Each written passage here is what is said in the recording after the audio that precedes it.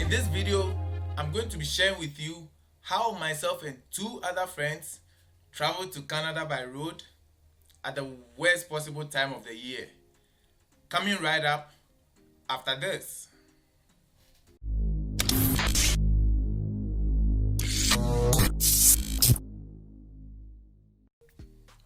What is happening, my beautiful people? Welcome back to another video on the channel.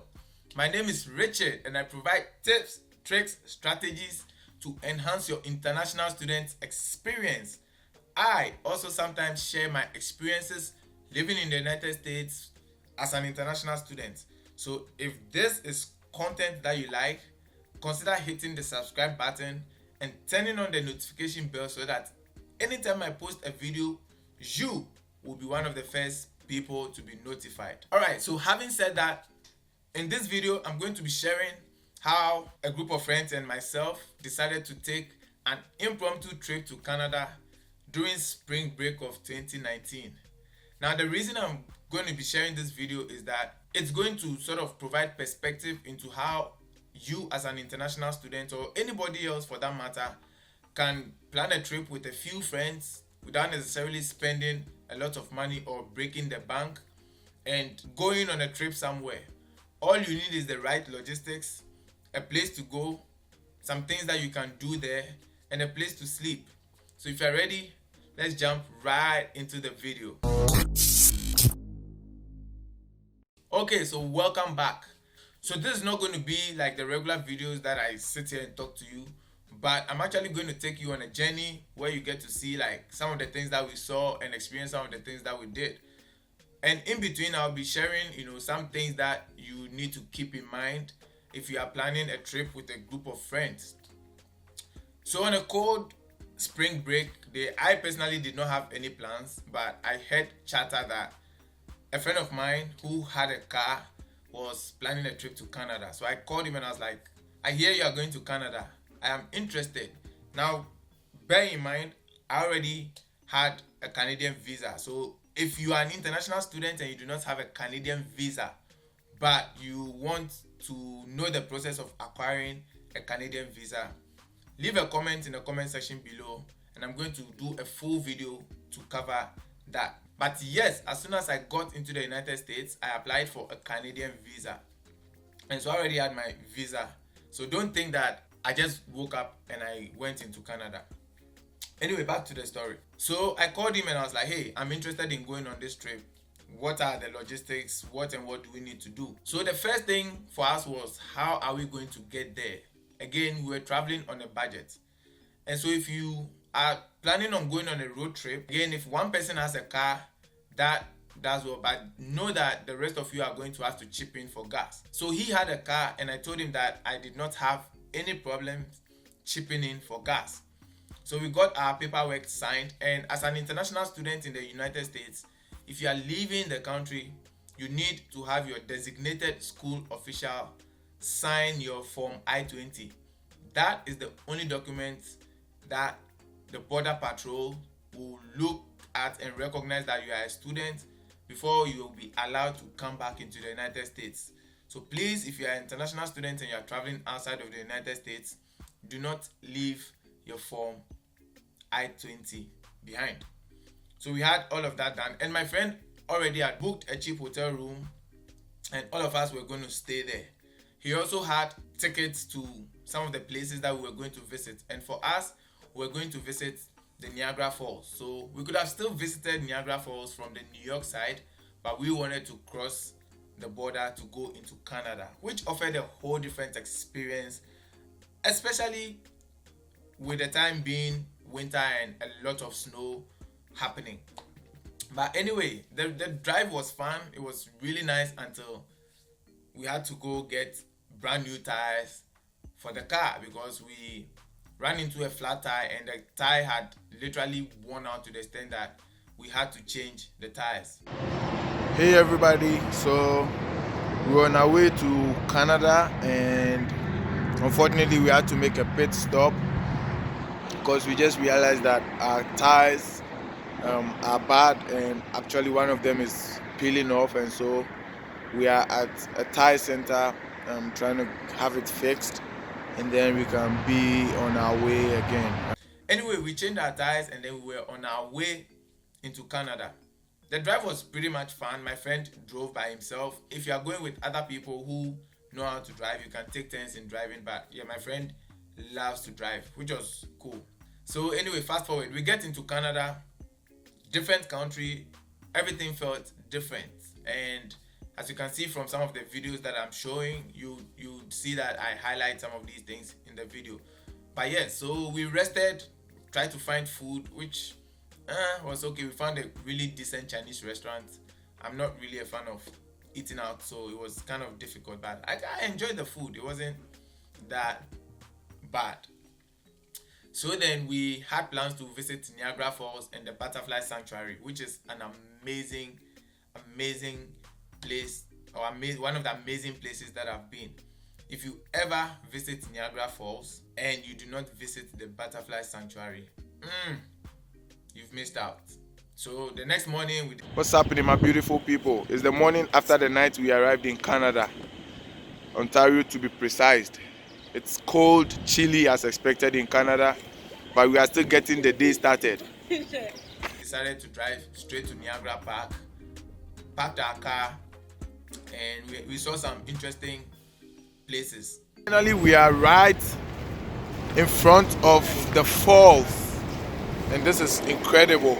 Now, one thing that I'm going to say is that don't be afraid to travel and visit places, even if it is not the season to visit that place. So Niagara Falls is usually visited by thousands of people, of course pre-COVID, but thousands of people during the winter, because the weather is nice, it's really chill, a lot of activities. However, it is during that time that there's a lot of demand, so things are more expensive. Food, drinks, tickets to see some of these places and experience it are really expensive. Now, because we went in the winter and these businesses still need to run, guess what? Tickets were pretty much cheap.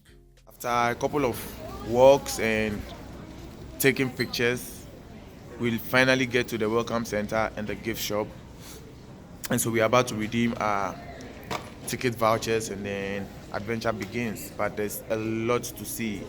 Like, it's amazing. Even though it's winter, there's still a lot of people here at the moment, seeing the falls and seeing all these other places in the park. The experience was different in its own way, because again, you are looking at this magnificent waterfall, half frozen, half flowing. I mean, it was just amazing. If you haven't seen it, you should try and check it out. But yes, it was amazing. We had an indoor simulation of how the whole waterfalls was created. Unfortunately, you cannot film in there due to copyright issues, so I did not film anything.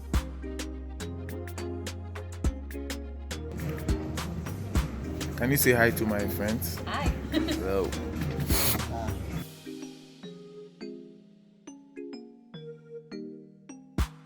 So these are my two travel companions. They love taking too many photos. I thought I liked taking photos, but these two people, something else. Then we ended up going to the Butterfly Sanctuary. Now, this Butterfly Sanctuary is basically a dome that has been conditioned and treated to feel like a tropical climate, and there are over 10,000 species of butterflies in the Butterfly Sanctuary. They are cultivated basically, and so there are incubators that houses the butterflies until they become pupils and they hatch. Like, there's a whole activity surrounding it, which was really cool. We also went to the Hershey's factory. My American friends know Hershey's. Hershey's is one of the big chocolate factories, I think. But yes, we visited Hershey's factory in Canada, which was also fun. And so yeah, overall, I mean, it was a great experience, even for a winter time, even for so much snow, and with Canada being one of the coldest places, you can tell how difficult it was. But hey, I mean, we had our 3-4 layers of jacket and we were good to go. So basically, all what we did there, we split the bills in between us. Of course, we all chipped in for gas, and the car owner paid a little bit less because, hey, it is his car. We are putting mileage on the car that we cannot get back from the car, so which was really fun. So a couple of things to think about if you are planning a trip with your friends. First of all, you need to know who you are traveling with. You need to know where you are going. You need to know some of the attractions that you are going to see or what activities you are going to do.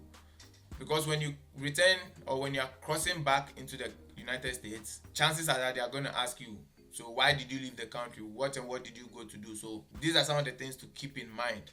Also know that you are in a different country, and anything you do there, if you find yourself in any form of trouble, it's going to affect your status as an international student.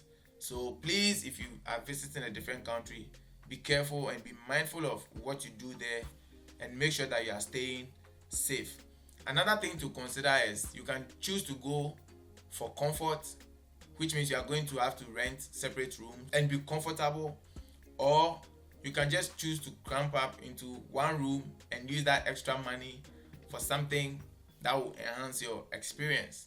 I mean, when we were coming, we decided to stop by this fascinating place called the Upside Down House. The house is upside down and everything in the house is upside down. But because we were leaving Canada early to come back into the United States, the house wasn't opened by the time we got there and we couldn't see it, but hey, we still took pictures and stuff like that. We also got to see some Guinness Book of Records and some really, chill places around the Niagra Falls park. There are so many different activities you can do there, family-oriented activities, friend-oriented activities, solo activities as well. Also, Canadian dollars is not equivalent to US dollars, so when we went, that was also like one of the cultural shocks that I kind of experienced. On the drive back, when we got to the border, we just showed our passports and then we showed our I-20 and we told them what we went there to do, and that was it. And I hope that this at least inspires you if you're an international student and you're in the United States.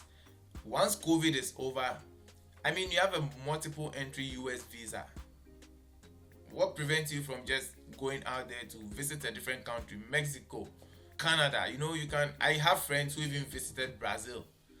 So that is the thing, like, build that experience, visit a different country, have new perspective, have a story to tell. And that is why I'm sharing this all with you guys. Okay people, so that is basically the shorter version of our trip to Canada. If you found this interesting, or if I said anything that was fascinating or interesting, or if you even found this video useful, consider dropping a like and leaving with me in the comment section below what you think you found useful. And if you are watching this video and you are not yet subscribed to the channel, it takes you 0.05 seconds to hit on the subscribe button. So hit on the subscribe button, turn on the notification bell so that anytime I upload a new video, you will be notified. Until I see you on the next video, stay safe out there, be each other's keeper, and I'll see you soon. Peace.